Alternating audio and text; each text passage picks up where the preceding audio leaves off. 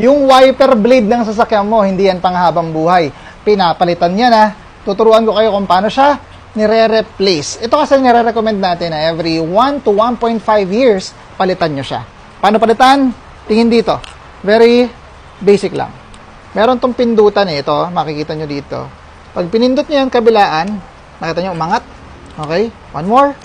Pindot sa gilid, angat. Tapos, itutulak nyo lang siya pababa.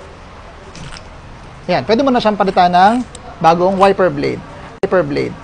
Ito kasi napalitan ko na kanina, palitan natin yan. Bawat sasakyan, may kanya-kanyang sizes ng wiper blade. Yung nandyan sa yellow basket, meron dyan mga sizes, kung ano yung pang Innova, pang Hilux, pang Mirage, pang Wigo, pipiliin nyo lang dyan sa loob.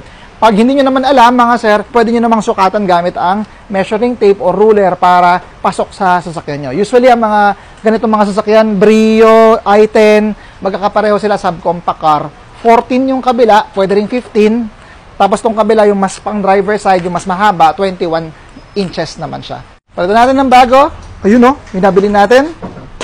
Ito yung 21, banana type na wiper blade. Ang maganda kasi sa banana type, tahimik. Same lang guys, open, pindot dito, angat. Pasok nyo yung wiper blade. Dito Jade yung camera, Jade. Okay, pasok nyo. Then, push nyo lang. Okay, then lock. Okay.